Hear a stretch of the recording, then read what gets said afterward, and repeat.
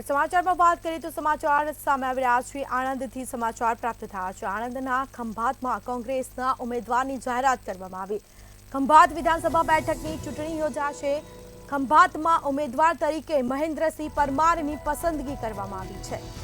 પાટીદારની સામે કોંગ્રેસે ક્ષત્રિય ઉમેદવારને મેદાને ઉતાર્યા। મહેન્દ્રસિંહ પરમારને 25,000થી વધુ મતથી જીતનો વિશ્વાસ। તો સમાચાર સામે આવ્યા છે। આણંદના ખંભાતમાં કોંગ્રેસના ઉમેદવારની જાહેરાત કરવામાં આવી છે। ખંભાત વિધાનસભા બેઠકની ચૂંટણી યોજાશે અને જેમાં ઉમેદવાર તરીકે મહેન્દ્રસિંહ પરમારની પસંદગી કરવામાં આવી છે। પાટીદારની સામે કોંગ્રેસે ક્ષત્રિય ઉમેદવારને મેદાને ઉતાર્યા છે।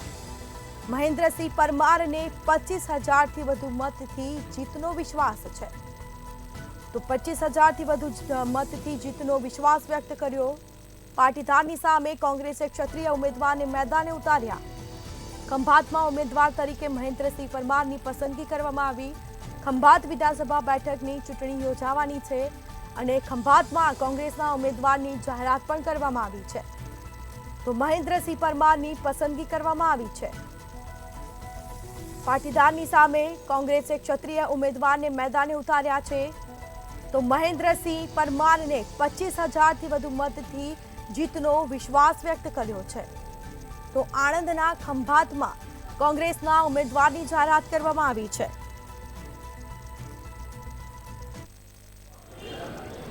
આણંદ લોકસભાની બેઠકની સાથે સાથે ખંભાત વિધાનસભાની પેટા ચૂંટણી પણ યોજાવા જઈ રહી છે। ત્યારે ગત રોજ જાહેર કરેલી યાદીમાં કોંગ્રેસ દ્વારા ખંભાતમાં મહેન્દ્રસિંહ પરમાર પર નામની પસંદગી કરવામાં આવી છે। ત્યારે મહેન્દ્રસિંહ પરમાર આપણી સાથે ઉપસ્થિત છે। સીધા મળીને જાણવાનો પ્રયત્ન કરીશું। જે મહેન્દ્રસિંહ, જે પ્રમાણે કોંગ્રેસે આપના પર વિશ્વાસ મૂક્યો છે, આપને ટિકિટ આપી છે, કયા મુદ્દાઓને લઈને પ્રજાની વચ્ચે જશો? ખંભાત કોંગ્રેસ પરિવાર એ લોકો વચ્ચે 2022માં ગઈ હતી અને ત્યારે પણ કોંગ્રેસને જનતા જનાર્દનના આશીર્વાદ મળ્યા હતા। ફરીથી જ્યારે આ પેટા ચૂંટણી આવી છે ત્યારે ખંભાતના તમામ કાર્યકર્તાઓ જનતા વચ્ચે ખંભાતની અંદર જે વર્તમાન સમયની અંદર 27 વર્ષથી ભારતીય જનતા પાર્ટીની ખંભાત શહેરમાં નગરપાલિકા હોય અને લોકોને જે અગવડતા ઊભી થઈ છે કે નકરો ભ્રષ્ટાચાર એ નગરપાલિકામાં ખતબદે છે।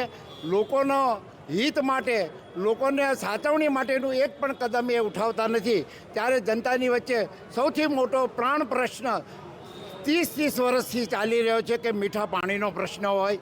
એ જ રીતે આરોગ્યની સેવા પણ સદંતર નિષ્ફળ છે। હોસ્પિટલ કોંગ્રેસના શાસનની છે પણ ત્યાં ડૉક્ટરો નથી, દવાઓ નથી, તો એ પણ અહીંયા ભારતીય જનતા પાર્ટી આ બાબતે પણ સેવા આપવામાં ફેલ ગઈ છે। સાથે સાથે એજ્યુકેશનનો પ્રશ્ન ખૂબ મોટો છે। એની સાથે સાથે ખંભાતની અંદર કોઈ રોજગારી ઊભી થાય એવા કોઈ પણ આ ખંભાતની અંદર પ્રયાસ થયા નથી।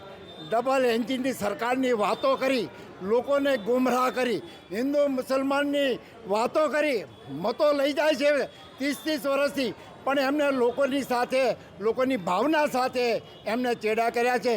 લોકોની જે સુખાકારીનું કામ હોય, સુખાકારી માટે એમને મતો આપેલા હોય, એ મતોમાં ભારતીય જનતા પાર્ટી ફેલ ગઈ છે। ત્યારે ફરીથી અમને સૌને વિશ્વાસ છે, કોંગ્રેસના દરેક કાર્યકર્તાને વિશ્વાસ છે કે 2022માં જે આશીર્વાદ મળ્યા હતા એ ફરીથી 2024માં મળશે। જે પ્રમાણે વાત કરવામાં આવે 2022ની વિધાનસભા ચૂંટણીની અંદર કોંગ્રેસ દ્વારા ચિરાગ પટેલને ટિકિટ આપવામાં આવી હતી।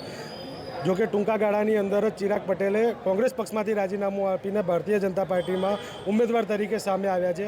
કેવી રીતના જોઈ રહ્યા છો? આપના જ એક સાથી મિત્ર સાથે આપણે સીધી ટક્કર થવા જઈ રહી છે। 2022માં ચિરાગ પટેલ એમના નામથી જીતેલા નહીં, પણ લોકોએ આશીર્વાદ આપેલા કોંગ્રેસના વિશ્વાસ ઉપર અને કોંગ્રેસના નેજા હેઠળ કોંગ્રેસના નામ ઉપર ખંભાતની જનતા જનાર્દને મત આપેલા। એ જનતા જનાર્દન હારે એમને દોષ કર્યો છે, એમની સાથે દગો કર્યો છે, એમની ભાવના સાથે પણ એમને દગો કર્યો છે। એટલે ખંભાતની જનતા જનાર્દન મતદાર એ ચોક્કસપણે કોંગ્રેસની સાથે રહેવાની છે। 2024ની પેટા ચૂંટણીની અંદર ખૂબ મોટા બહુમતીથી કોંગ્રેસને જીતાડશે એવી સૌ લોકોની ઈચ્છા છે અને એ પરિપૂર્ણ કરશે એવી મને અપેક્ષા છે। ખંભાત વિધાનસભા બેઠક પર કેટલા મતોથી કોંગ્રેસની જીત થશે, શું લાગી રહ્યું? ખંભાત બેઠક ઉપરથી વર્તમાન સમયની અંદર જે કંઈ ચાલી રહ્યું છે એ જોતાં એવું લાગે છે કે 25,000થી વધારે મતોથી કોંગ્રેસ જીતશે અને જીતવાની છે. જી આ હતા મહેન્દ્રસિંહ પરમાર, જેઓ દ્વારા હાલ જીતવાની આશાવાદ વ્યક્ત કરવામાં આવ્યો છે. 25,000થી વધુ મતોથી કોંગ્રેસ પાર્ટી ખંભાત બેઠક પરથી જીતશે તેવું તેમનું માનવું છે. સપન પટેલ, મંતવ્ય ન્યૂઝ, ખંભાત. તો આણંદના ખંભાતમાં કોંગ્રેસના ઉમેદવારની જાહેરાત કરવામાં આવી છે. ખંભાત વિધાનસભા બેઠકની ચૂંટણી યોજાશે, જેમાં ખંભાતમાં ઉમેદવાર તરીકે મહેન્દ્રસિંહ પરમારની પસંદગી કરવામાં આવી છે.